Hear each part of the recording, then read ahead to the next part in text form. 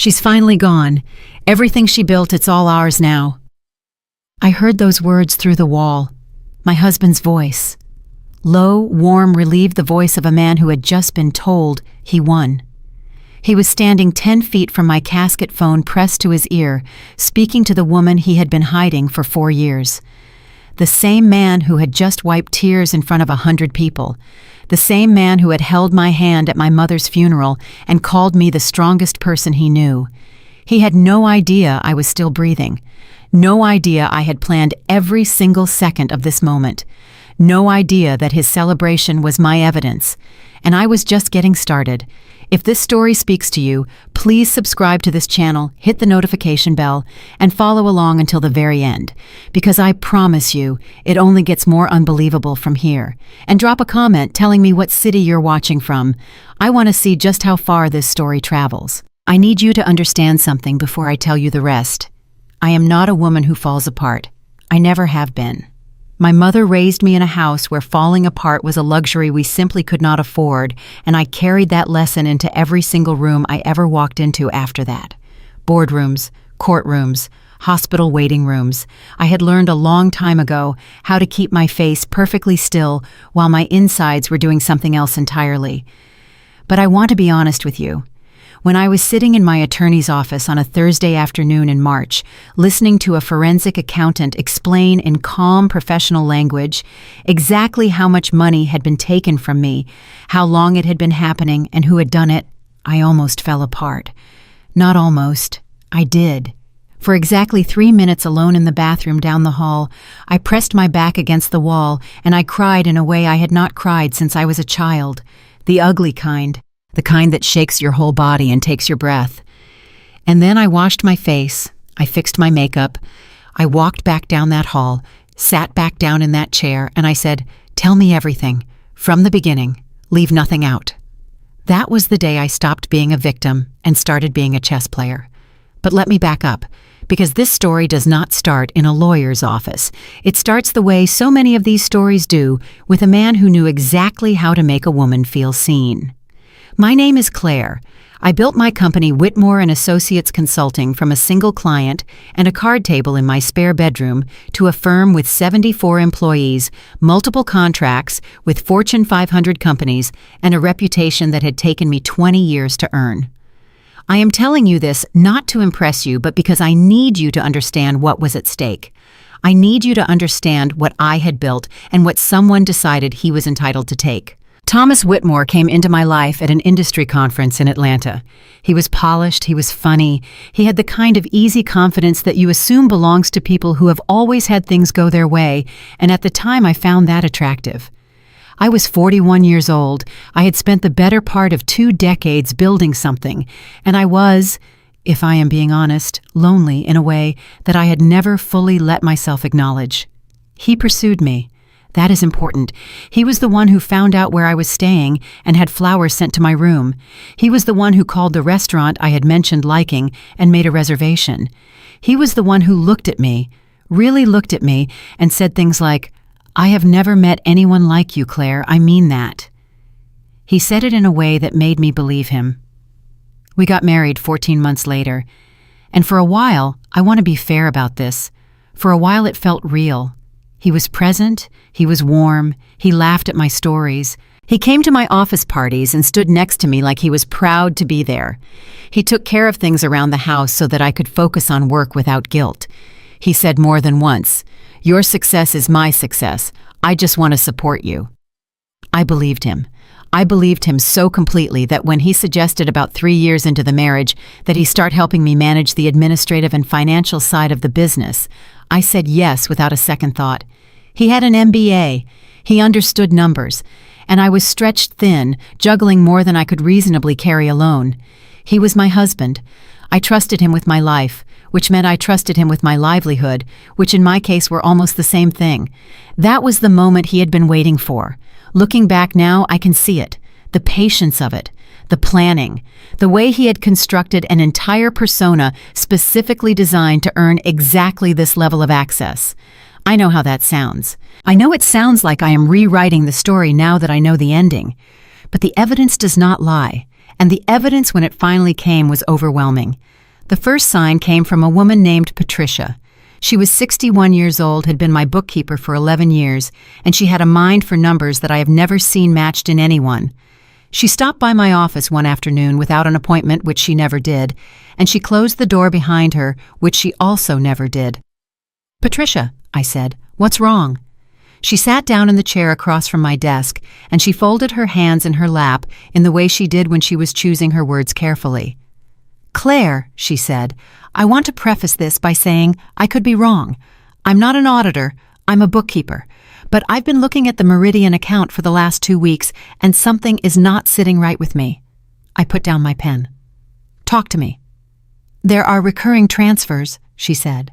"They're structured to fall just under the threshold that would trigger an automatic audit flag, small enough to look like operational expenses, but large enough that over time they add up to something significant.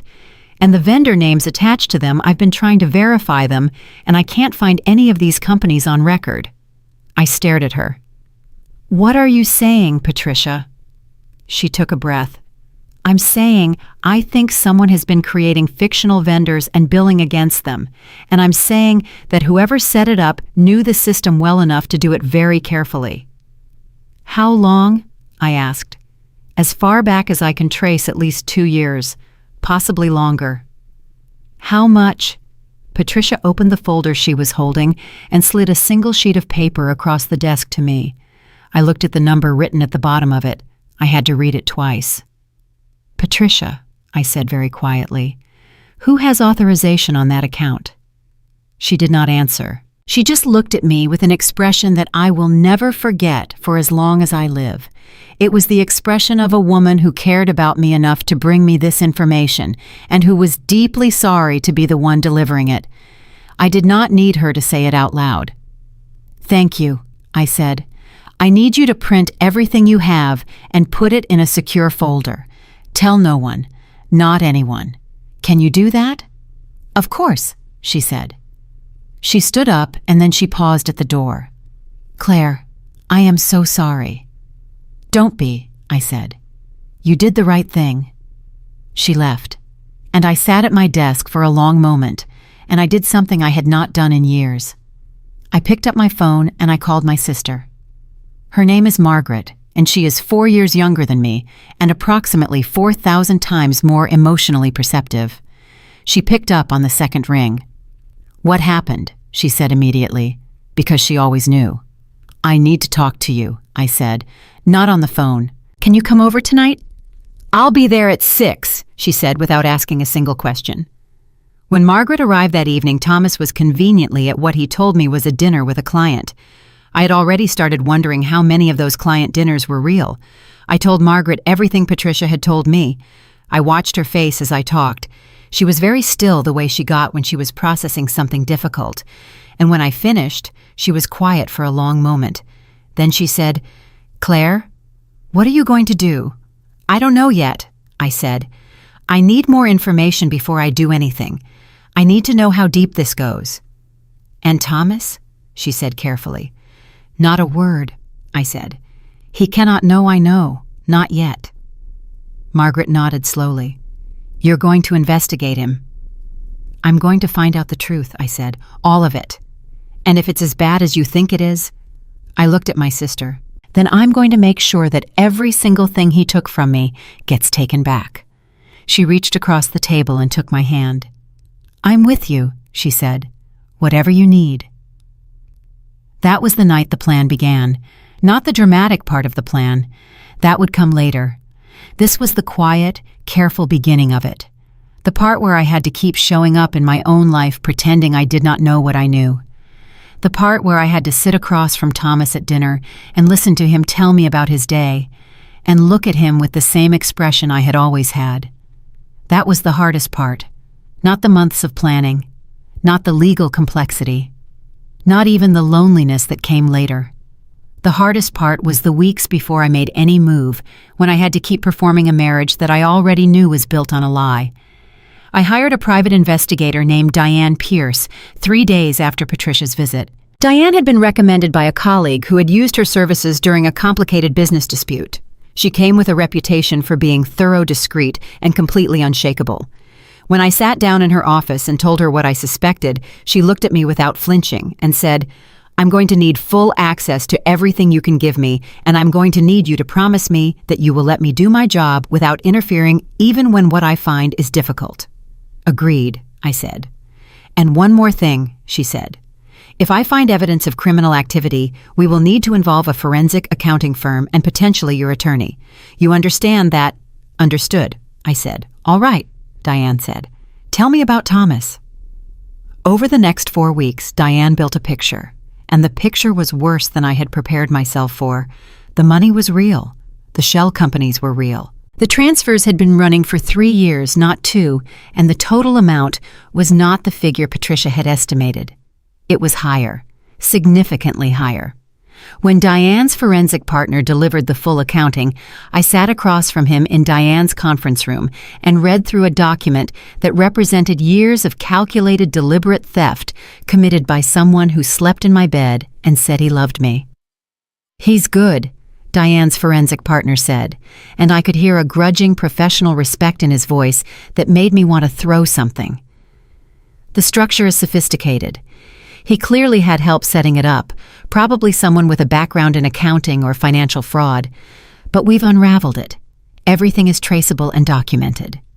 "Is it enough?" I asked. "For criminal charges?" "Yes. Fraud, embezzlement, potentially wire fraud, depending on how the transfers were routed. This is a serious federal case, Claire." But then Diane set another folder on the table, a thinner one. She pushed it toward me without saying anything. I opened it. Inside were photographs, phone records, a lease agreement, credit card statements, hotel receipts, and a name. Evelyn Marsh, 37 years old, real estate broker, currently residing in an apartment on the 12th floor of a building downtown, an apartment whose monthly rent I could see from the lease agreement was being paid through one of Thomas's shell companies. I looked at Diane. "How long?" I asked. "At minimum 4 years," she said. "Possibly from before your marriage." The room went very quiet. I heard a clock on the wall I had not noticed before. I heard a car horn somewhere outside. "Before our marriage," I said. "I don't want to state that definitively," Diane said carefully. "But the earliest transactions I can link to her are from approximately 14 months before your wedding. Whether the personal relationship began that early, I cannot say for certain. 14 months before my wedding, while he was sending flowers to my hotel room, while he was looking at me and saying he had never met anyone like me. There's one more thing," Diane said quietly, "and I want you to prepare yourself before I show you." She took a single sheet of paper from a folder and placed it face down on the table in front of me. "This is a transcript of a text message exchange," she said, "between Thomas and Evelyn, dated 8 weeks ago. I want you to read it, and I want you to know that whatever you feel when you read it, you are allowed to feel it." I turned the paper over. I will not repeat the entire exchange here, but I will tell you this. Toward the end of it, Thomas had written, "She's not going to be a problem much longer. I just need a little more time on the business side. Once I've restructured the accounts the way I need to, we won't have to wait anymore." Evelyn had written back, "I've waited this long. I can wait a little longer, as long as I know it's all going to be ours." Thomas had replied, "It will be, I promise." I set the paper down. I put both of my hands flat on the table. I took 3 slow breaths. "He's not just planning to divorce me," I said. "No," Diane said. "He's planning to take everything, the company, the assets, everything." "That appears to be the intention." I was quiet for a long moment, and in that moment, in that particular silence, something happened inside me that I can only describe as a door closing. Not in a defeated way, in a final way. The door on a version of myself that had been willing to hope to doubt herself, to make excuses to look away. That door closed quietly and completely, and another one opened. "Diane," I said, "I need you to hear me out. What I am about to propose is unusual. You may think it is extreme, but I need you to listen to the whole idea before you respond." She leaned back slightly and folded her hands. "Go ahead." "Thomas is waiting for me to be gone," I said. That is the entire foundation of his plan. He needs me out of the picture before he can move freely, before he can transfer the remaining assets, before Evelyn steps into the life he has been promising her. Yes, Diane said slowly. So what if I gave him what he was waiting for? I said. What if Claire Whitmore died? The silence that followed that sentence was the longest silence I have ever sat inside. Diane looked at me very carefully. I could see her processing it, turning it over, checking it against every professional instinct she had. If he believes you're gone, she said finally, he'll move immediately. Yes, I said. He'll contact Evelyn. Yes. He'll begin liquidating and restructuring your assets, openly, without the caution he's been using. Every single move documented, I said, and you would have everything, she said quietly. Not just what you already have, everything he does after. All of it on record. An airtight case, I said, not just for the divorce, for the criminal charges. Diane was quiet for another moment. Then she said something that surprised me. You know, she said, in 22 years of doing this work, I have never once recommended anything like what you're describing. I know, I said. It would take months. It would be expensive. It would require you to disappear completely and trust a very small number of people with your actual life. I know all of that, I said. And you're sure, she said. You are absolutely sure you can see this through to the end, because if this comes apart in the middle, if he discovers the truth before you are ready, you lose every advantage you have. I looked at her directly.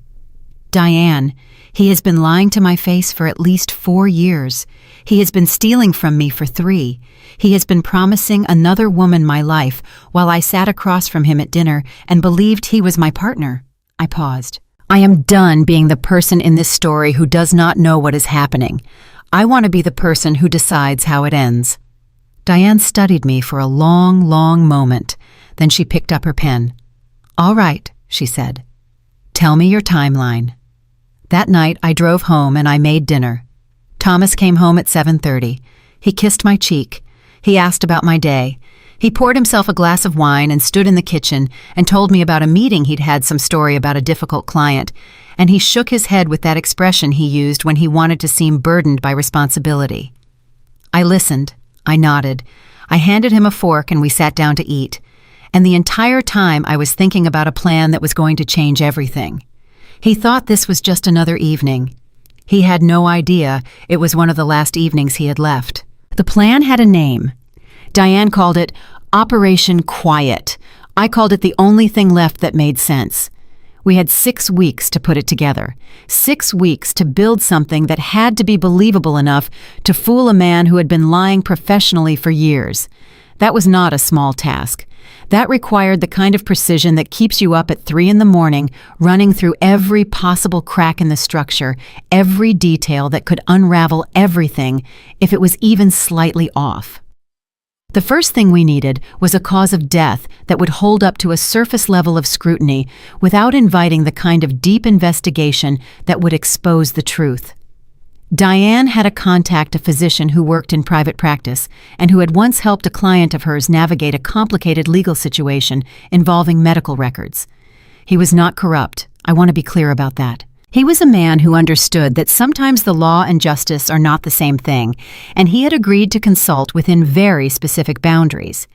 What he told us was that a cardiac event properly documented with a pre-existing condition on record was the cleanest path. Not something dramatic, something quiet. A woman under significant professional stress, a family history of heart disease, a sudden and private death at home. Tragic. Believable. Final. I had, as it happened, a documented history of elevated blood pressure and a mother who had died of a heart attack at 63. I had never considered those facts to be useful before. Diane walked me through every step of what would happen and what I would need to do. I listened the way I had trained myself to listen in high-stakes meetings, completely without emotional interruption, filing everything in the right place. When she finished, I asked my questions. She answered them. We went through it twice more until I could recite the sequence back to her without notes. Then she looked at me and said, "Claire, once this starts, there is no pausing it. You understand that the moment the death certificate is filed, you are committed. There is no version of this where you come back early because it gets too hard." "I understand," I said. "Do you?" she said, and there was something in her voice that was not doubt exactly. It was more like the last check before a door locks. "Because what I'm describing means that for a minimum of 3 months, possibly longer, Thomas will be living in your house, with her very likely. He will be spending your money. He will be telling people stories about you that you will not be there to correct. He will be grieving in public and celebrating in private, and every single day of that, you will be somewhere else watching it happen, and you will not be able to do a thing until the time is right." I let that sit for a moment. I let it be real and heavy the way it deserved to be. "I understand," I said again, and this time I meant it in the full weight of every word. The death happened on a Wednesday. I was not there, obviously. The official record was handled through channels I will not detail here because some of the people involved are still living their lives and they deserve their privacy. What I can tell you is that by Thursday morning, my death certificate existed. By Friday afternoon, my obituary had been submitted to 2 newspapers and posted to the firm's website by my assistant, a young woman named Kayla, who was told only that I had passed suddenly and that she should follow the communication protocol we had previously established for emergencies. She did not know. I hated that she didn't know. She had worked for me for 6 years, and she wept when she posted that announcement. Diane told me that later, and I held on to that piece of information in a complicated way. Grief that someone grieved for me, and guilt that I had put her through it. Thomas was informed by phone. Diane had placed a monitor on his cell phone by that point, fully legal, under the circumstances Diane's attorney had carefully established, and I listened to the recording of that call later that same day. The caller was my attorney, Richard. I had prepared him. He did not know the full scope of the plan, but he knew enough to make the call convincing. He told Thomas in careful professional language that I had been found unresponsive that morning, that emergency services had been called, that they had been unable to revive me, and that as my husband, he would be receiving further information shortly. There was a silence on Thomas's end of the line, and then he said, "I see. Thank you for letting me know." That was it. "I see. Thank you for letting me know." Not a single question. Not a single "what happened" or "are you sure" or "oh my God." Not one crack in the composure. Just 4 words delivered in the tone of a man who had just been told his car was ready for pickup. I sat with that recording for a long time. I am going to tell you something I have not told many people. There was a part of me, even after everything I had found out, even after the transcripts and the shell companies and Evelyn's apartment lease, there was a small and stubborn part of me that had been holding out for a different explanation. Human beings are like that. We build attachments, and we do not cut them cleanly, no matter how much we know we should. I had spent 14 years next to this man. I had believed in him, and some small corner of my heart had been quietly waiting for the evidence to be wrong, for there to be something I had missed that would explain it differently. That recording closed that corner permanently. "I see. Thank you for letting me know." That was the sound of a man who had been waiting. By the following Tuesday, according to Diane's surveillance, Evelyn had been to the house twice. The second time she did not leave until the following morning. Thomas had called her within 4 hours of receiving the news about my death, not to tell her something terrible had happened, to celebrate. The recording Diane played for me from that first call, I have already told you what he said. "She's finally gone. It's our time." But there was more to that call than those 2 sentences. I had only told you the beginning of it. Let me tell you the rest. After those first words, after Evelyn's voice came through, full of something that sounded like relief, Thomas said, "I need you to give me about 3 weeks to let the public part play out. The service, the sympathy period, all of that. I'll play the grieving husband and we'll get through it. After that, I start restructuring the accounts the way we talked about. The firm transfers to the holding company by end of the following month, and then we liquidate the commercial properties in the order we discussed." Evelyn said, "And the apartment? Can I start looking at the house?" "Give it a month," he said. "Maybe 6 weeks. We need to be careful about optics." "6 weeks," she said, and I heard a smile in it. "Okay, I can manage 6 weeks." "After that," Thomas said, "it's all ours. Everything she built, all of it." I want to tell you what it felt like to listen to that. I want to be honest about it, because I think honesty matters here more than pride. It felt like the floor had dropped out from under me, even though I was sitting perfectly still. It was not the rage I expected. It was something quieter and much more nauseating. It was the full confirmation that the person I had built a life alongside had never intended to build a life with me at all. That I had been from the very beginning a resource to be extracted, a business to be acquired, a woman to be tolerated until she was no longer useful. That was the recording that took away the last of my grief and replaced it with something harder and more purposeful. I was done grieving. I had work to do. The house I was staying in was small and simple, which was exactly what I needed. Diane's cousin owned it and used it as a rental property. It sat at the end of a quiet road about 43 miles from the city, and it had a reliable internet connection, a coffee maker, and enough space for me to work. That was sufficient. I had never needed luxury to function. I had started my company on a card table, and I was going to rebuild it from a rental house if that was what the situation required. Every morning, I spoke with Diane for exactly 1 hour. She gave me updates. I reviewed documents. I coordinated with Richard, my attorney, who was one of 3 people who knew I was alive. The other 2 were Margaret and Patricia. Margaret called me every other evening and talked to me the way she had talked to me my whole life, directly without excess comfort, with a kind of steady love that did not require performance. Patricia sent me weekly summaries of everything she was able to observe regarding the financial situation at the firm, which Thomas had now officially taken stewardship of as my surviving spouse. She was careful. She was precise. She was angry in the quiet, competent way that Patricia had always been angry about things that were wrong. The first major thing Thomas did after the 2-week mourning period was exactly what we expected.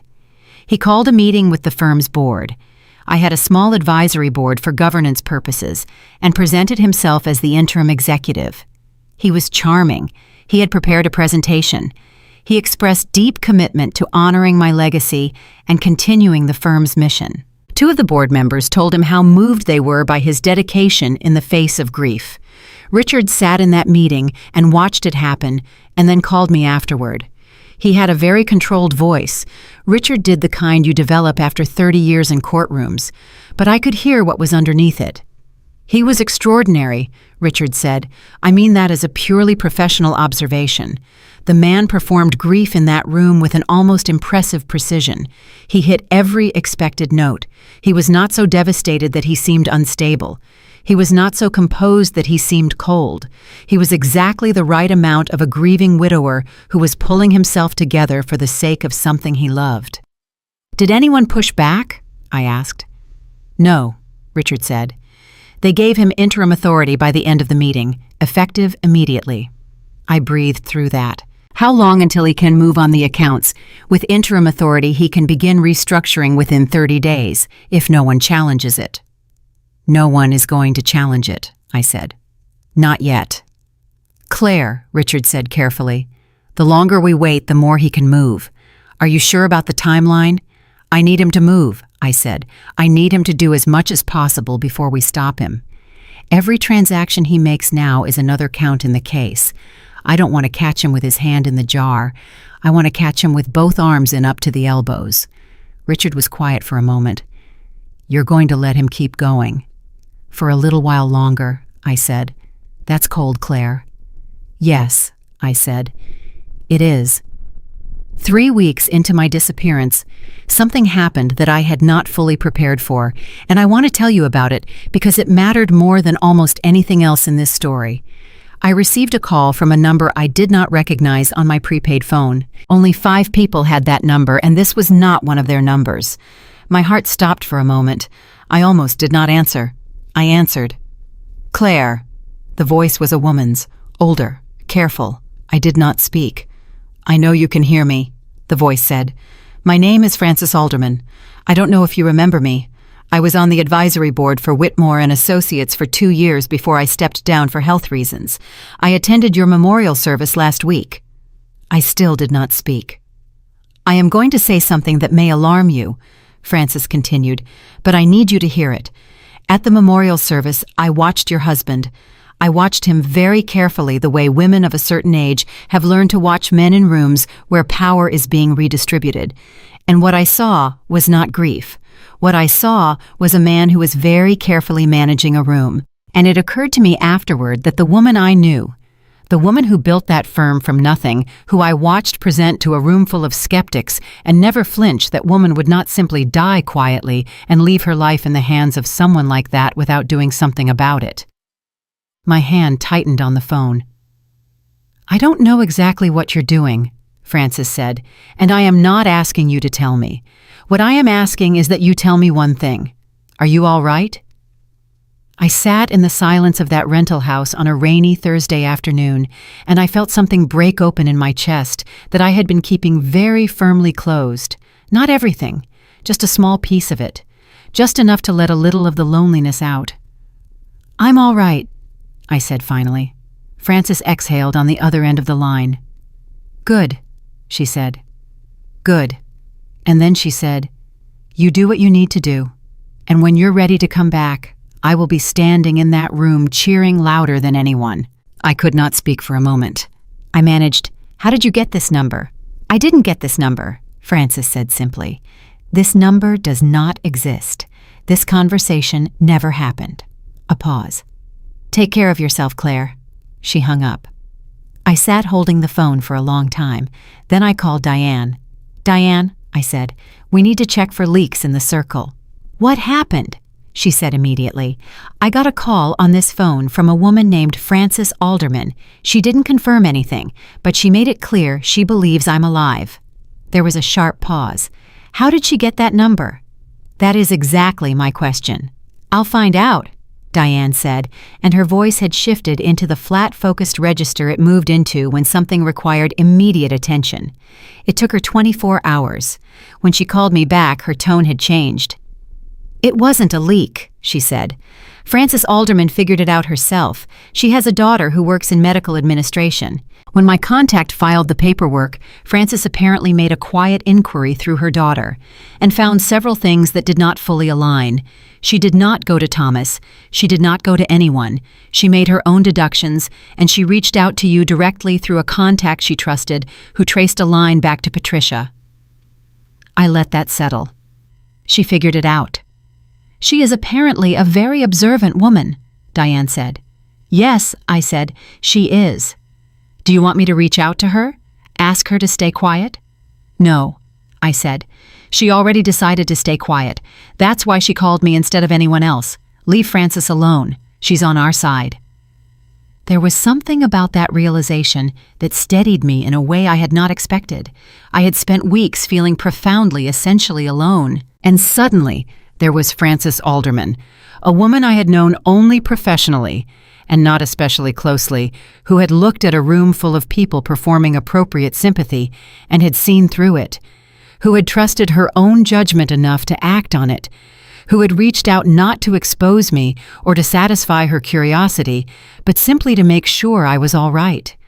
There are people like that in the world. You don't always know who they are until the moment when it matters. I wrote that down in the notebook I had been keeping throughout those weeks. Not case notes, personal notes, things I wanted to remember when it was over. I wrote Frances Alderman, saw through the room, called to ask if I was all right. That kind of person exists. Remember that. 4 weeks in, Thomas made his first large move. Diane called me on a Sunday morning before I had finished my coffee. "He filed the initial restructuring documents Friday afternoon," she said. "He's converting the primary business entity into a holding structure with himself as the sole beneficiary officer. And Claire, he's named Evelyn as the secondary signatory on 2 of the new sub-accounts." I set down my coffee cup. "He put her name on my accounts." "On accounts that will hold your assets, yes." "He did it in 4 weeks," I said. "He's moving faster than we expected," Diane said. "He's not afraid of anything," I said. "He thinks the obstacle is gone. He's not being careful anymore." Which means we need to make a decision about timing, Diane said. The more he moves, the stronger the case. But the more he moves, the more of your assets are in jeopardy of being genuinely difficult to recover. How much longer do we need? I asked. 2 more weeks ideally, she said. 3 to be completely safe. Then we have 3 weeks, I said. Let him keep moving. Document everything. Every transfer, every filing, every conversation. I want the case to be so complete that his attorney takes one look at it and tells him to consider a plea. Understood, Diane said. And Diane, I said, yes. Start preparing the reveal. I want every detail of it planned before I come back. Where it happens, who is in the room, how the evidence is presented. I want it to be impossible to undo. There was a brief pause. When Diane spoke again, her voice held something I had not heard in it before. Not quite admiration. Something closer to recognition. You know, she said, I've worked with a lot of people in very difficult situations over 22 years, and I have never once worked with someone who planned their own resurrection. There's a first time for everything, I said. Yes, she said. There is. I hung up the phone. I poured my coffee down the sink because it had gone cold. I made a fresh cup, and I stood in the small kitchen of that rental house, and I thought about Thomas putting Evelyn's name on my accounts. I thought about him sitting across from me at dinner for 14 years while he planned this. I thought about the flowers he had sent to my hotel room in Atlanta, the calculated beginning of a plan that had taken years to execute. And then I thought about the end of it. Because I had not been idle in those weeks. While Thomas was restructuring and celebrating and moving my money into accounts with Evelyn's name on them, I had been building something of my own, something that was almost ready, something that was going to walk back into his world and dismantle it piece by piece in front of every person he had ever used it to impress. He thought the story was over. It had barely begun. 3 weeks sounds like a short time until you are living them 1 hour at a time. I had structure, which helped. Every morning I woke at 6, made coffee, and reviewed the documents Diane had sent overnight. Every afternoon I worked with Richard on the legal framework, going through the case piece by piece, testing it for weaknesses, filling gaps. Every evening I called Margaret, who updated me on what was being said publicly, and who also, without ever being asked, made sure I ate something and did not disappear entirely into the machinery of what I was building. But the nights were different. The nights were mine alone, and I will not pretend they were easy. There is something particular about grief that has no proper object. I was not grieving Thomas. I had finished grieving Thomas the moment I heard his voice on that recording saying, "She's finally gone." What I was grieving was harder to name. It was the version of my life I had believed in. The 14 years of mornings and dinners and arguments and reconciliations and small private jokes that I had carried as evidence of something real. All of that had happened. Those years existed. And now I had to hold them differently, not as a marriage, but as a long and very convincing performance staged entirely for my benefit. That is a different kind of loss than betrayal. Betrayal has an edge to it, something sharp you can press against to feel where you stand.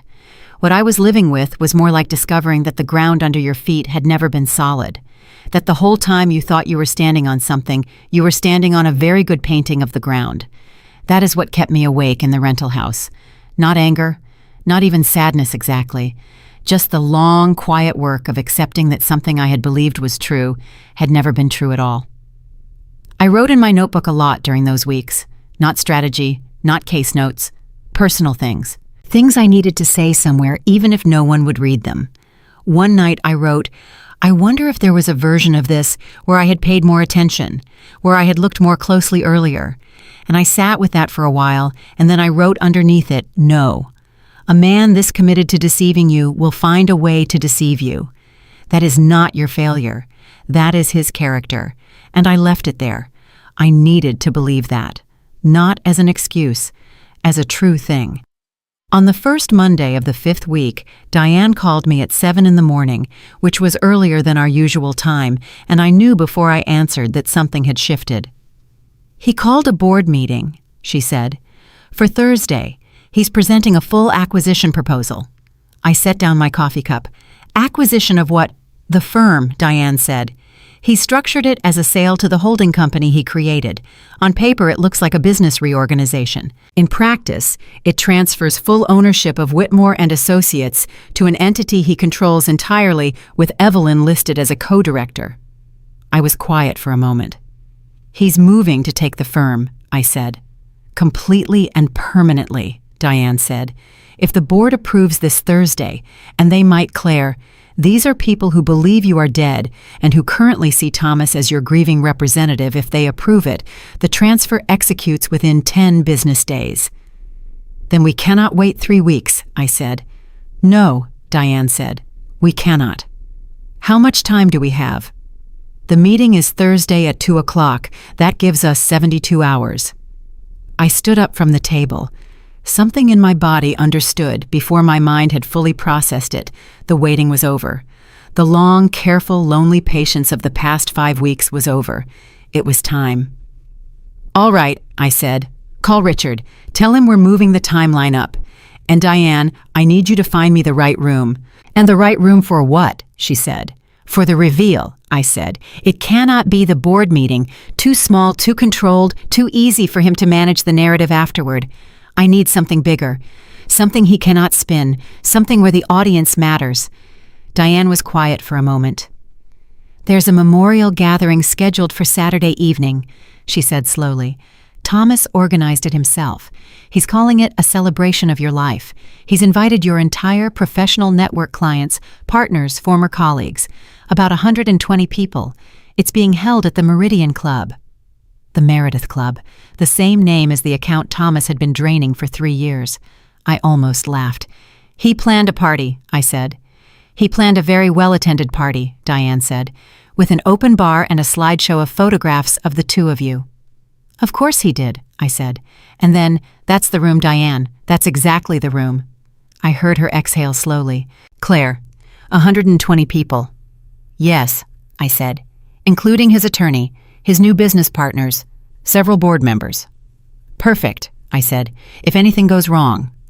"Nothing is going to go wrong," I said, "because we have spent 5 weeks making sure of that. We have everything.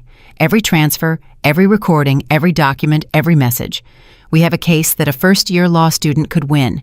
The only thing left is the room, and he handed us the room." Another pause. Then Diane said something quietly that I will not forget. "You know," she said, "when you first came to me and told me what you wanted to do, I thought there was a real possibility you would not be able to see it through. Not because you weren't capable, because it would hurt too much, because somewhere in the middle of all of this, the human part of it would become too heavy." "And now," I said. "Now," she said, "I think I underestimated you." "Most people do," I said. "That has historically been their problem." We had 72 hours. I want to tell you what those hours felt like because I think it matters for the full truth of this story. It was not triumph. Not yet. It was something more complicated than that. It was the particular feeling of standing at the top of a very long climb, looking at the last stretch before the summit, knowing that the hardest physical effort is behind you, but that the moment requiring the most courage is still directly ahead. I was scared. I'm not going to pretend otherwise. Not of Thomas. I had stopped being afraid of Thomas somewhere around the time I read his text message and understood exactly what I was dealing with. What I was scared of was the room. 120 people, many of whom I had known for years, all of whom believed I was dead. Walking back into that room and watching their faces shift from shock to understanding, that was not something I could fully prepare for. That required a kind of nerve that is different from the nerve it takes to build a company or survive a betrayal. That required the nerve to stand completely exposed in front of people who mattered to you and say, "I am still here. I am still standing. And everything you are about to learn is the truth." Margaret came to the rental house on Wednesday evening. She drove the 43 miles herself, let herself in with the key I had given her, and sat down across from me at the kitchen table with 2 cups of tea she had made without being asked. "Are you ready?" she said. "I think so," I said. "That's not a yes," she said. "No," I agreed. "It's not a full yes, but it's close enough." Margaret wrapped both hands around her cup and looked at me the way only sisters can look at each other, with a kind of total knowledge that has nothing to do with words and everything to do with 30 years of shared history. "Can I tell you something?" she said. "Always," I said. "When you called me from the lawyer's office that day, she said, back at the very beginning when you first told me what Patricia had found, I was so angry, Claire. I was livid in a way I have not been since we were children, and that boy pushed you off your bike and I chased him 3 blocks. I smiled a little at that. "But underneath the anger," Margaret continued, "I was scared because I have watched you your whole life pour everything you had into what you were building, and I know what it cost you. I know what you gave up and what you chose not to pursue and what you walked past because the work came first. And the thought that someone had been standing next to you through all of that and quietly taking not just the money, but the time, the trust, the belief you placed in him, that was almost more than I could hold." "Margaret," I said. "I am not finished," she said quietly. "I want to say this. What you have done in the past 5 weeks, the discipline of it, the steadiness of it, I have never been more proud of you in my life. Not when you launched the company, not when you landed the Harrison account or got the write-up in the journal. Right now, in this kitchen, I am prouder of you right now than I have ever been." I did not trust my voice for a moment. I looked down at my teacup. I took a breath. "Don't make me cry the night before," I said. "Too bad," she said, and she reached across the table and gripped my hand hard. We stayed like that for a moment, and then I straightened up because there was still work to do. Thursday morning, I went through the final package with Richard by phone. He had prepared a comprehensive legal filing that was ready to be submitted the moment the reveal was complete, a simultaneous civil and criminal referral that would lock Thomas's access to all business accounts within hours of the public exposure. The forensic accountant had prepared a sworn summary document. Diane had organized the audio and documentary evidence into a presentation format that could be played from any standard laptop connected to a screen. "Richard," I said, "walk me through the worst-case scenarios." "He could deny everything," Richard said, "claim the recordings were edited, the documents fabricated. It would be futile given the forensic trail, but he could try. And he could attempt to leave the country before the criminal referral is processed. We have a travel restriction request prepared and ready to file, but there's a narrow window." "How narrow?" "Realistically, if he decides to run Saturday night, we have about 4 hours before we can get the restriction in place. That is the one genuine vulnerability in this plan." I thought about that. "Does he have his passport easily accessible?" "Unknown," Richard said. "Is he the type to run?" Diane said from her line she was conferenced in.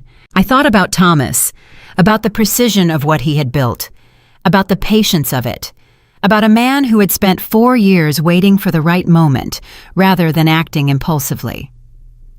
"No," I said slowly. "He is not the type to run. He is the type to stand in the room and try to manage it. He will try to charm his way out of it. He will try to reframe it and control the narrative and make people uncertain enough about what they are seeing that he can find a way through. That is who he is." "You're betting a lot on that, Reed," Richard said. "Yes," I said. "I am." There was a pause. "For what it's worth," Diane said, "I agree with you. Everything in his profile says he does not cut and run. He doubles down." "Then we plan for that," I said. "We plan for a man who is going to stand in that room and fight, and we make sure the evidence is so overwhelming that fighting is pointless." "It is," Richard said simply. "The case is complete. There is nothing to fight." Saturday arrived the way important days always do, ordinary on the outside, seismic underneath. I had not slept much. I was dressed and ready before 6 in the morning, sitting in the kitchen with my 3rd cup of coffee and my notebook open in front of me, but I was not writing anything. I was just sitting with the weight of the day and letting it be what it was. Diane arrived at 9. She sat down across from me and we went through the plan one final time. Not because we needed to. We had been through it enough times that we could have done it in our sleep. We went through it because the repetition was a form of steadiness, a way of holding the structure firm. "The AV setup will be done by 4, Diane said. "My contact is handling it directly. The presentation is loaded on an encrypted drive and I have a second backup. Richard will be in the room by 6:30. The legal filing is ready to execute on your signal." "And Thomas," I said. "He arrived at the venue at 5 this afternoon to oversee the setup," Diane said. "He brought Evelyn." I looked up. "He brought her." "He introduced her to the venue staff as his personal assistant," Diane said. "But they arrived together and the body language was not professional."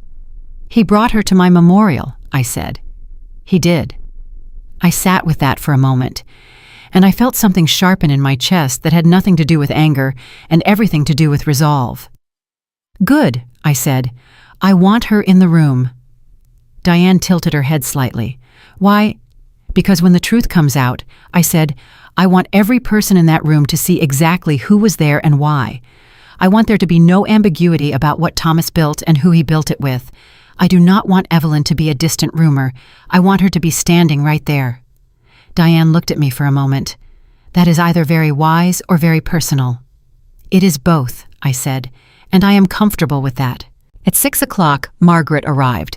She looked at me the way she had looked at me the night before, with that quiet, total knowledge. She did not say anything for a moment. Then she said, "You look like yourself." "Good," I said. "That's exactly what I was going for." We drove to the venue together, Diane, Margaret, and I. Richard would already be inside. The plan was straightforward. I would not enter through the front. There was a side access through the building's service corridor that Diane's contact had arranged. I would wait in an adjacent room until the program began. Thomas had organized a short speaking portion for the memorial. He planned to address the room himself, naturally one final performance of the grieving widower for the benefit of 120 witnesses. He would speak, and when he spoke, that would be the moment. As we pulled up to the building, Diane's phone buzzed. She looked at the screen. Her expression did not change, but I had spent enough weeks watching Diane's face to know that something had landed differently. "What?" I said immediately. She looked at me. "Thomas gave a brief interview this afternoon to a financial journalist. One of ours picked it up." "About what?" "About the firm. About his plans for it going forward. About his vision for what Whitmore and Associates would become under his leadership." She paused. "He called it a tribute to your legacy." I stared at her. "He gave a press interview," I said, "today, about taking over my company." "Yes. The same day as my memorial." "The same afternoon," Diane said. I turned and looked straight ahead through the windshield. I did not speak for a moment. I breathed, slowly, deliberately, the way I had taught myself to breathe in rooms where everything was on the line, and the only thing you could control was your own steadiness. Then I said, "Pull the article. Make sure Richard has it. Add it to the presentation." "Already done," Diane said quietly. "Good," I said. "Good." Margaret reached over from the back seat and put her hand briefly on my shoulder. She did not say anything. She did not need to. We parked. We sat in the car for one final moment. Outside, through the venue windows, I could see movement. Shadows of people gathering, the warm blur of lights, 120 people who had come to remember a woman they believed was gone. "Claire," Diane said, "are you ready?" I looked at the building. I thought about the first time I had walked into a room full of people who doubted me and made them change their minds. I thought about every hard thing I had ever done that turned out to be exactly the right thing. I thought about Patricia closing my office door, about Francis Alderman calling to ask if I was all right, about Margaret sitting across from me at a kitchen table saying, "I am prouder of you right now than I have ever been." I thought about Thomas standing at my casket with his hand over his heart. I thought about 6 words spoken on a phone call while the flowers on my grave were still fresh. "She's finally gone. It's our time." I opened the car door. "Let's go," I said. The side corridor was narrow and smelled like old carpet and cleaning solution, and I remember thinking as Diane led me through it that this was not how I had imagined coming back to my own life. But then again, nothing about the past 5 weeks had looked the way I had imagined it would look when I was still sitting in conference rooms making plans. Reality has a texture that planning never quite captures. The weight of it. The specific physical realness of standing in a building where 120 people were gathered to mourn you, listening to the muffled sound of voices and music through a wall, knowing that in a matter of minutes, everything in that room was going to change. Diane's contact had placed me in a small anteroom just off the main hall. Richard was already there when I arrived. He stood up immediately when I walked in, and for a moment, he just looked at me. Richard was not a demonstrative man. 30 years in law had given him a particular kind of composure that I had always respected and occasionally found maddening. But in that moment, standing in that small room, he looked at me the way you look at someone you were genuinely not certain you would see again. "Claire," he said.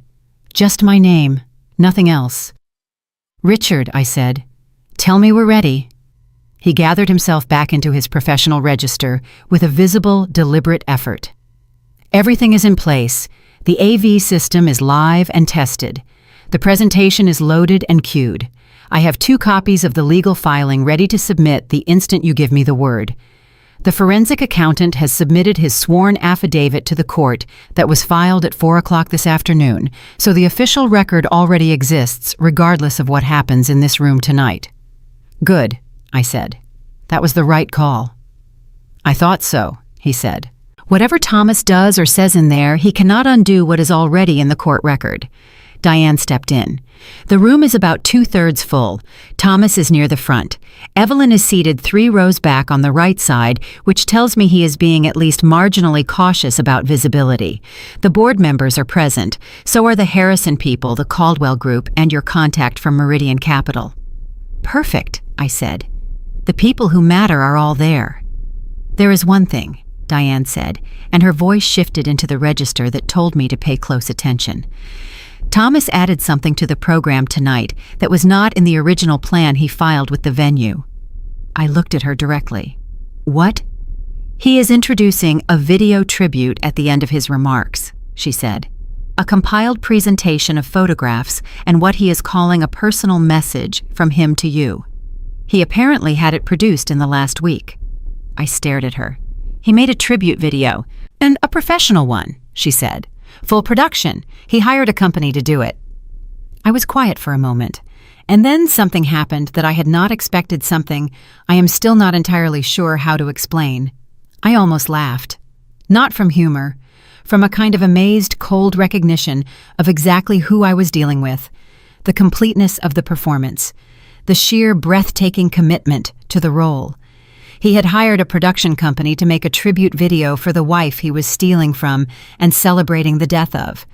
The audacity of it was almost architectural, almost beautiful in its ugliness.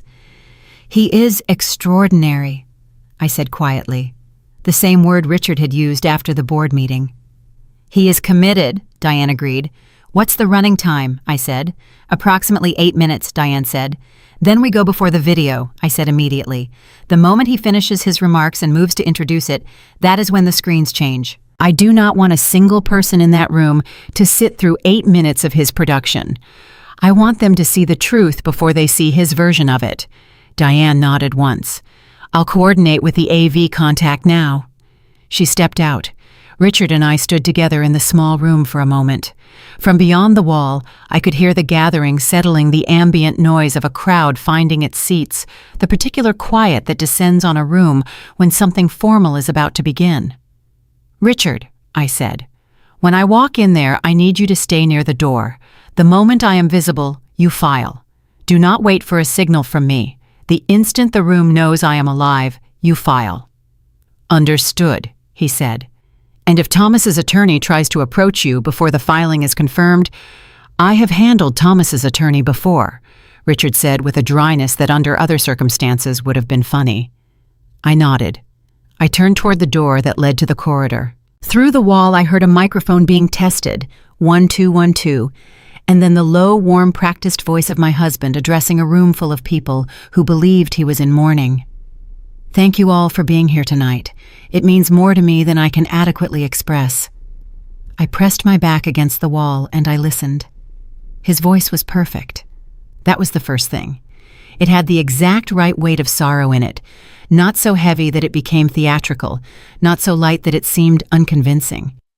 It was the voice of a man who had practiced this moment and practiced it well. He spoke about my work ethic. He spoke about my vision.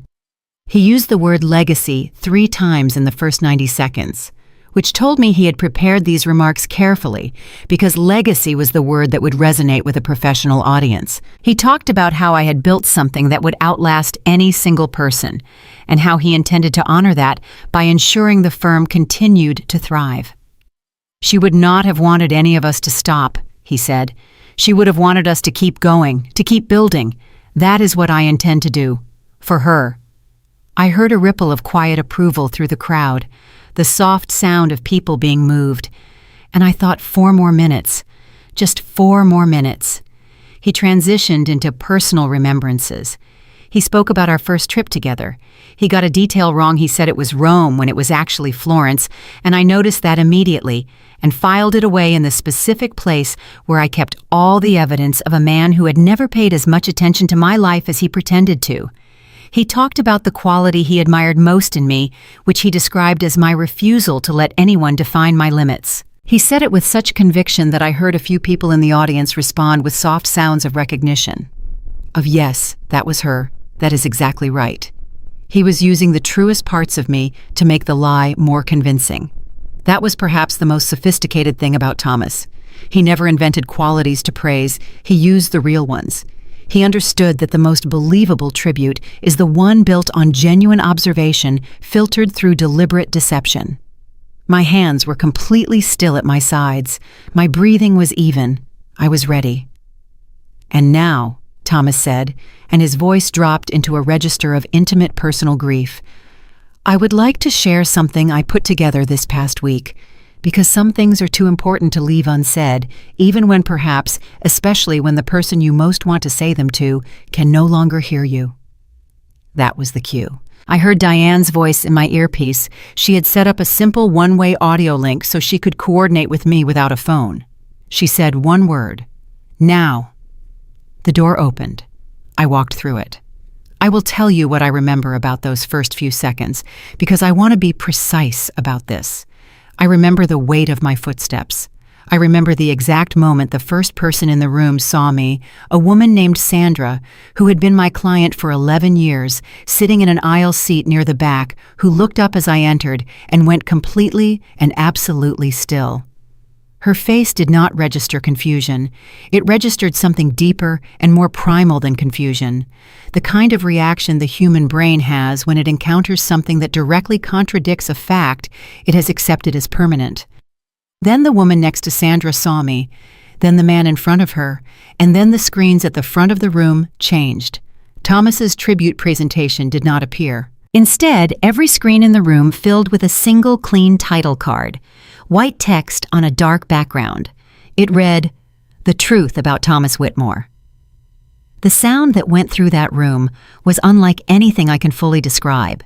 It was not a gasp exactly. It was larger than that. It was the collective sound of 120 people having the same impossible experience at the same moment. It moved like a wave from the back of the room to the front, and when it reached the front, when it reached Thomas, he turned. He saw the screen first. Then he saw me. I have replayed that moment many times in the weeks since. I have tried to accurately describe what his face did when he saw me standing alive in that room. The honest answer is that his face did several things simultaneously, which is not something human faces usually do. There was shock, real shock, the involuntary kind that the body produces before the mind has time to manage it. There was fear. There was a split second of something that might in a different kind of man have been relief before it was overtaken by something harder and more calculating.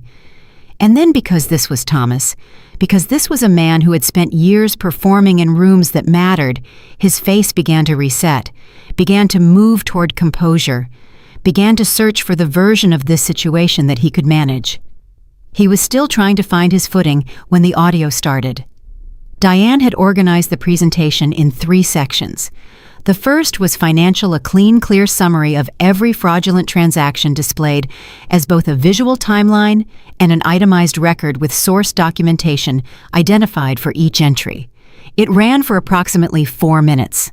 In those 4 minutes, the room learned that Thomas Whitmore had systematically stolen just over $1.2 million from Whitmore and Associates over a period of 3 years. The number landed in that room like something physical. I watched it hit people. I watched the board members absorb it. I watched Thomas's attorney, a man named Garrett, who was sitting near the side wall, look at that number and then look at Thomas, and something in Garrett's expression changed in a way I recognized. That was the expression of an attorney who has just been blindsided by his own client. That was the expression of a man updating his professional risk assessment in real time. Thomas took one step toward the center of the room. "This is fabricated," he said. His voice was still controlled, still performing. "Whatever this is, it has been fabricated. I don't know who is behind this, but I will not stand here and allow Thomas." My voice came out clear and even. Not loud. I did not need to be loud.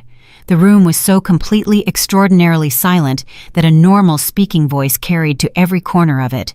"Please don't." He stopped. He looked at me. And for one unguarded moment, I saw it. The real thing underneath all the performance. The actual Thomas stripped of the charm and the practiced grief and the carefully constructed persona. He was afraid. Not of me exactly, of what I represented, of the fact that the variable he had removed from his equation was standing in front of him, which meant that every calculation he had made was wrong, which meant that everything he thought he had secured was not secured at all. "You're not," he started. "Alive," I said. "I am, very much so." The second section of the presentation began. This was the personal evidence, the phone records, the documented relationship with Evelyn going back 4 years, the apartment lease, the financial transfers to her accounts, the text messages. Not all of them we had selected, the most significant, the ones that told the clearest story, with the least ambiguity. They appeared on screen in their original format, time-stamped with a brief, factual caption below each one. I heard Evelyn's voice from somewhere in the room, a sharp strangled sound, not words, just the sound a person makes when the ground disappears. Thomas turned toward the screen and then back toward me. He had made a decision. I could see it happening in real time, the decision to fight, to push back, to try to take control of the narrative, the way he had taken control of every other room he had ever stood in. "Claire," he said, and he shifted his voice into something softer, more intimate. The voice he had used at our dinner table, the voice he had used on our first night in Florence, which he had called Rome. "I know you are angry. I understand why this looks the way it looks. But there are things about our situation, about the business, about decisions I made, that you didn't know about if you will give me the chance to explain. Explain it to your attorney," I said, "and then explain it to the district attorney." A sound went through the room again. Not the same sound as before. This one had a different quality to it, harder, more definitive. Thomas looked at me for a long moment. The intimacy he had attempted fell away, and what replaced it was something I had never seen on his face before in 14 years of marriage. Not anger exactly, not even contempt. It was closer to pure cold appraisal. The look of someone calculating odds, the look of the actual person he was with, nothing left to cover it. "You planned this," he said, very quietly, just to me. "Every detail," I said, "every single one." The third section of the presentation began. This was the audio. Diane had curated 4 recordings. The first was from the phone call Thomas made within hours of learning of my death. "She's finally gone. It's our time." It played in that room with a clarity that left no room for interpretation.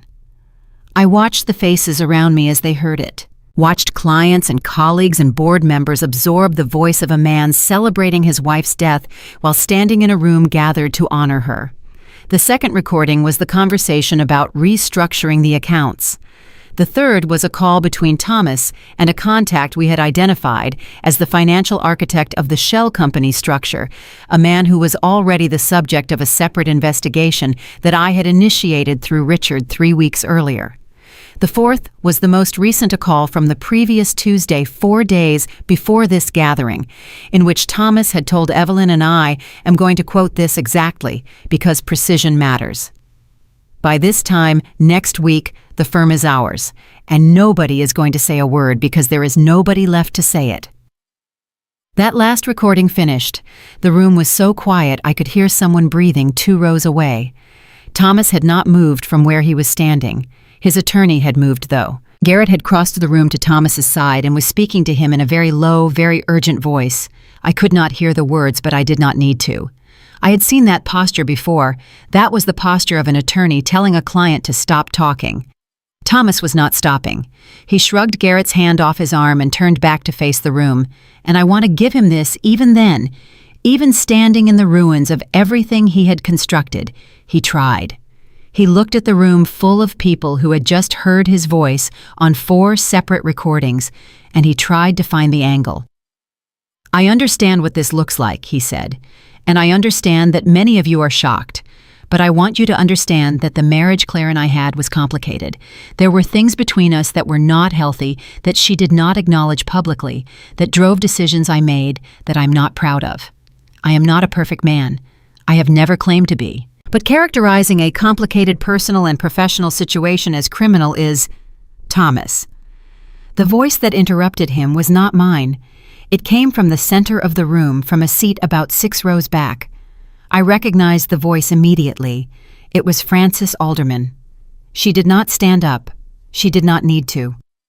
Her voice was completely, quietly, perfectly controlled. "Stop," she said. "Just stop." And something about the absolute authority in those 2 words, the authority of a woman who had seen through rooms like this her entire life and had 0 patience left for performances in them, something about that made Thomas go silent in a way that my words had not quite managed. The room held. And then something happened that I had not planned, that no plan could have included. From the same section of the room, another voice. A man I recognized as David Harrison of the Harrison Group, one of my longest-standing clients. He stood up. He did not say anything dramatic. He said simply and directly, "Claire, it is good to see you." And he started to clap. It was not a triumphant sound at first. It was one person slow and deliberate, clapping in a silent room. But then someone else joined, and then another. And within 15 seconds, the sound had grown into something that filled the entire space, not wild or celebratory, but steady and firm, the sound of people who had known me, who had watched me build something and had believed in it, expressing the one thing that sound can express when words are not quite right. I stood in the middle of all of it, and I felt I need to be accurate here. I felt grateful, not triumphant. Not vindicated though I was, I felt grateful. Grateful to be standing, grateful for Frances's 2 words, grateful for David Harrison's simple acknowledgement, grateful for 120 people who had shown up believing I was gone and were now in their various ways welcoming me back. Thomas did not clap. Thomas stood very still and watched it happen. Garrett leaned in and spoke to him again. This time, Thomas listened. He turned and walked toward the side exit. Not running. Thomas would never run in a room where people were watching. He walked with his hands in his pockets and his chin at the same angle it was always at, and he pushed through the side door without looking back. 3 minutes later, Richard sent me a single text. Filed. I looked down at my phone. I read that one word, and I breathed out slowly, completely for what felt like the first time in 5 weeks. But Thomas was not finished. I want you to understand that. A man like Thomas does not exit a room and accept what has happened. He exits a room and makes another plan. And the call we intercepted from his phone 40 minutes later, made from the parking structure to a number registered in the Cayman Islands, told us that Richard's 4-hour window was not theoretical. Thomas was actively looking for a way out. Diane was already on the phone with Richard before I had finished reading her message. The travel restriction request, which Richard had prepared and held ready, was submitted at 9:47 that evening. By 10:15, it was confirmed. Thomas made it as far as his car. When the officers reached him in the parking structure, Diane told me later he was on his phone with the Cayman number still working, the angle still looking for the thread that would unravel the whole thing in his favor. There was no such thread. We had made certain of that. Diane called me at 10:30. I was still at the venue, sitting in a quiet corner with Margaret and Frances Alderman, who had come to find me after the room had cleared. Frances had sat down next to me and taken my hand without preamble and said, "I told you I would be cheering the loudest." When Diane's call came, I stepped away briefly. "They have him," she said. I closed my eyes for one moment. Just one. "All right," I said. "What happens now?" "Now." Diane said, "You go home." Home. I had not let myself think about that word much during the 5 weeks away. Home was a complicated concept when the house you had lived in for years had been occupied by someone else for the past month. When the woman who had been sleeping in your bed and rearranging your kitchen had left her perfume in rooms that used to smell like yours. But Margaret was already thinking about that. She had, as I would discover when I finally walked back through my own front door 3 days later, after the immediate legal matters had been processed and the house had been formally returned to my sole possession, Margaret had been to the house the previous week, quietly and without announcement. She had removed certain things. She had made certain changes. Nothing dramatic, just the particular, precise acts of a sister who understood that some spaces need to be reclaimed before they can be inhabited again. Standing in my own doorway after 38 days away, I looked at a house that was mine again. Not perfectly, not without the knowledge of what had happened in it, but mine.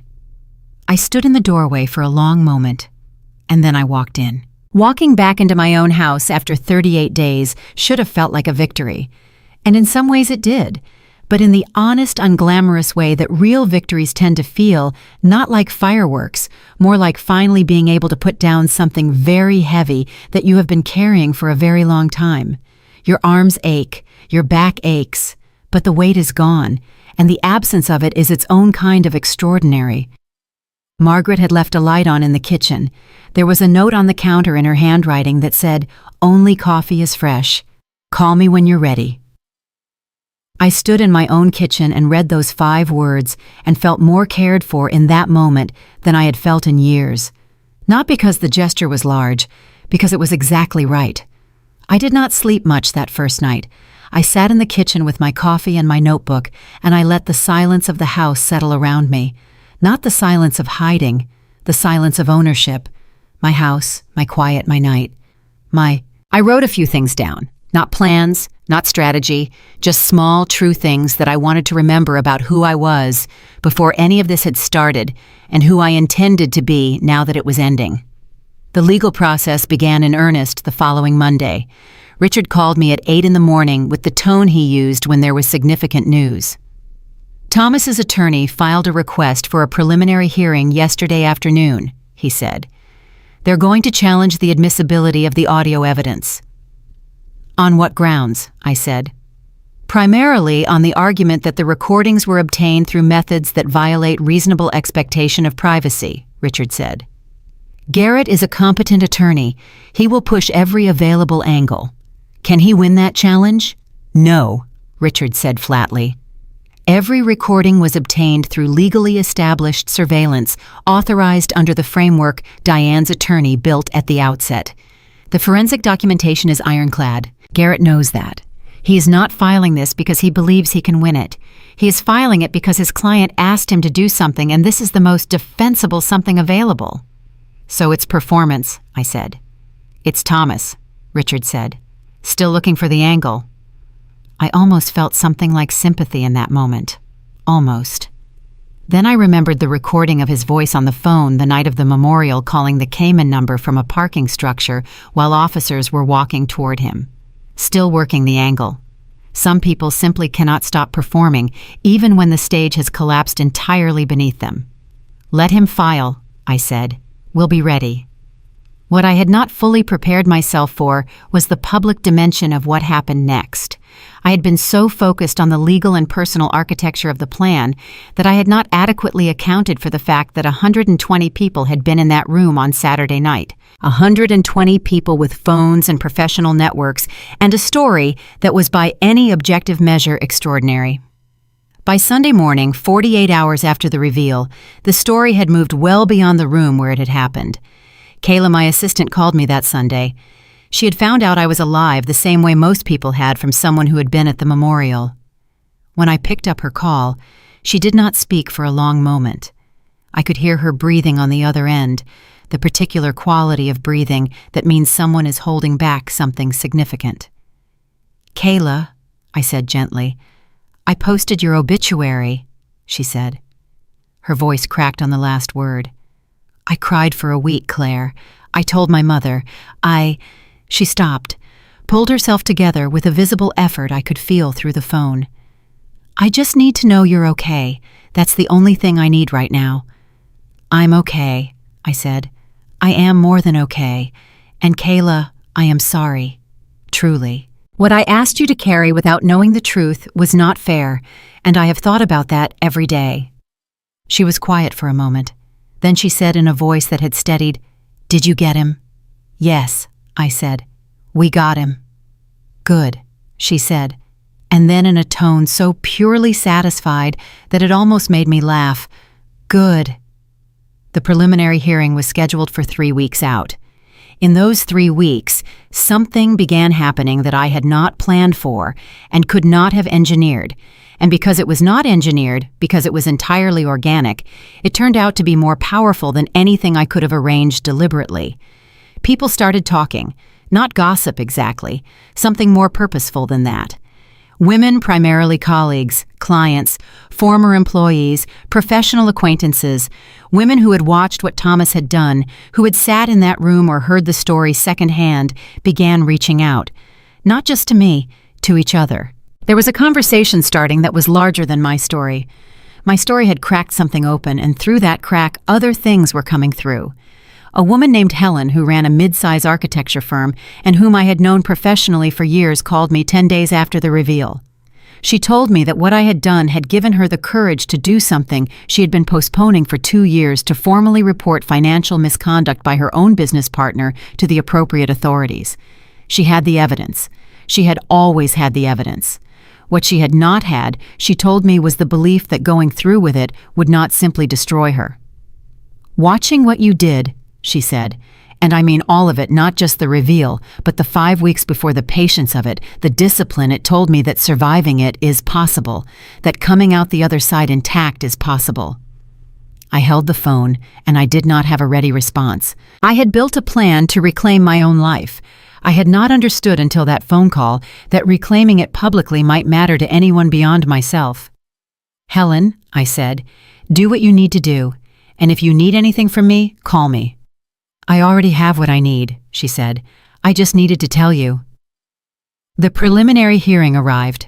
I sat beside Richard in a wood-paneled courtroom, and I watched Thomas walk in with Garrett and 2 associates, and I noticed immediately that something had shifted in Thomas's presentation. Not in a defeated way. Thomas did not do defeated, at least not externally. But the easy room-filling confidence was calibrated differently, tighter, more contained. Like a man who had reduced the perimeter he was defending because he had accepted that he could not defend all of it. Garrett made his arguments. They were technically sound and professionally delivered, and they did not succeed. The judge was a woman in her early 60s named Judge Patricia Osei, who had a manner of listening to arguments that reminded me of Diane, completely still, utterly attentive. Nothing on her face that told you where she was going until she was already there. She denied the admissibility challenge in 12 minutes. She was not unkind about it. She was simply precise. The legal foundation was sound, she said. The evidence would stand. Thomas sat very still when she said it. His hands were flat on the table in front of him. I watched the back of his neck. I watched the slight movement of his jaw. And I thought about the first time I had seen him at that conference in Atlanta, laughing in a way that filled a room. I thought about the flowers sent to my hotel room, the manufactured beginning of something that had never been what he said it was. I did not feel triumph. I want to be honest about that because I have tried throughout this story to be honest about what I felt rather than what I was supposed to feel. What I felt was completion, the specific quiet satisfaction of a thing done correctly all the way through. Nothing left undone, nothing left unfinished. After the hearing, as Richard and I were preparing to leave, Thomas's attorney appeared at Richard's elbow. He asked for a brief word. Richard looked at me. I nodded once. Garrett said carefully and without preamble, "My client is prepared to discuss a resolution." Richard said, We'll be in touch." I looked at Garrett directly. He was a decent attorney in a bad position, and I was aware of that. "Tell your client," I said quietly, "that the resolution will reflect everything that was taken. Everything. Not a negotiated fraction. Everything." Garrett held my gaze for a moment. Then he nodded slightly and walked away. Richard said under his breath, "He's going to plead." "Yes," I said, "he is." Thomas entered a plea 6 weeks later. Fraud, embezzlement, and wire fraud. The sentencing guidelines for the combined charges, given the amounts involved and the duration and deliberateness of the conduct, put him at a significant term. His attorney negotiated. Richard countered. The final result was 4 years in a federal facility with full restitution, ordered every cent plus interest, plus the value of assets that had been moved during the 5 weeks I was away. The restitution figure when the forensic accounting was finalized was $1.4 million. Evelyn Marsh was separately charged with conspiracy and receipt of fraudulent funds. She cooperated with the prosecution in exchange for a reduced sentence. She received 18 months suspended with 3 years probation and her own restitution order. I was told she sold the apartment and the car to meet the restitution requirement. I did not celebrate when the plea was entered. I did not throw a party or open champagne or do any of the things that stories like this are sometimes supposed to end with. I went home. I called Margaret. I called Diane. I called Patricia, who cried in the efficient, restrained way that Patricia did everything, and then composed herself and said, "I always knew you'd come out on top." "You started this," I told her. "You came to my office and closed the door. None of this happens without that." "Someone had to," she said simply. "Not everyone would have," I said. She was quiet for a moment. "No," she said. "I suppose not." I thought about that for a long time afterward. The people who close the door, the people who make the call, the Frances Aldermans and the Patricias and the Margarets. The women who see through rooms and tell you that they see, who call a prepaid phone to ask if you are all right, who drive 43 miles to sit across a kitchen table and say, "I am prouder of you right now than I have ever been." I had spent so much of my professional life operating on the assumption that the work was the thing, that building the firm, growing the accounts, delivering the results, that was the substance of it. But what sustained me through those 38 days was not the work. It was those people. It was the small, precise, unperformed acts of people who had chosen, without being asked, and without an audience, to be on my side. I returned to the firm 6 weeks after the legal proceedings concluded. There were things to rebuild. Not everything the foundation was intact. The client relationships were largely preserved. The team had held together in my absence, with a steadiness that humbled me when I learned of it. But there were structures to restore, and processes to reestablish, and trust to be rebuilt in the particular way that trust must be rebuilt after it has been shaken, not through declarations, but through time and consistency, and showing up in the same way day after day until people stop wondering if it will hold. The board voted unanimously to restore my full authority at the first meeting I attended after my return. Frances Alderman was in the room for that meeting. She had accepted a seat on the board in the weeks after the reveal, something I had requested personally. When the vote was confirmed, she looked at me from across the table with an expression that did not require any words. I gave it one anyway. "Thank you," I said, just to her. She nodded once. "Don't waste it," she said. I didn't. In the months that followed, I did something I had been putting off for years. I built a formal mentorship structure within the firm for women in early and mid-career stages who were navigating exactly the kinds of professional and personal pressures that had made me vulnerable in the first place. Not vulnerable to Thomas specifically, vulnerable to the particular exhaustion that comes from carrying too much alone, from believing that needing help is a form of weakness, from pouring everything into the work and leaving the rest of your life underbuilt. I understood that vulnerability now in a way I had not before, and I was not willing to watch other women learn it the same way I had. Helen, the architect, who had called me after the reveal, became one of the program's first external partners. She had gone through with her own reporting and had come out the other side, as I had told her she would. We had lunch in late spring at a restaurant neither of us had chosen for any particular reason except that it was close to both of our offices, and she looked across the table at me and said, "Do you think you would have done any of this differently if you could go back?" I considered the question honestly. "I would have looked more closely earlier," I said. "Not because I could have prevented it. I'm not sure I could have, but I would have trusted my own observations sooner. The things I saw and looked away from, I would have looked at those directly." "And the plan," she said, "faking your death, the whole 5 weeks. Would you do that again?" "Yes," I said without hesitation, "but I would sleep better during it." She laughed. It was a real laugh, the kind between two people who have been through genuinely difficult things and come out understanding something that only experience teaches. I thought about Thomas sometimes in those months, less and less as time went on, but sometimes. I did not think about him with hatred. I want to be clear about that because I think it matters for the true version of this story. Hatred is heavy, and I had already carried enough heavy things. What I thought about when I thought about him at all was the waste of it.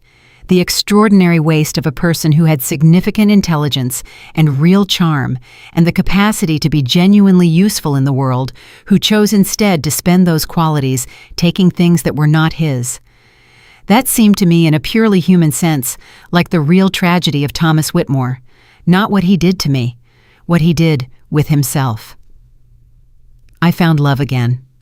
I'm going to say that plainly and without excessive detail, because some things belong to the private version of a life and not the public one. What I will tell you is that it came the way things come when you are not looking for them and not afraid to receive them quietly and in a completely ordinary moment, and with a quality of ease that I had never had before and had not known was possible. I had always believed that the things worth having were hard. That ease was suspect.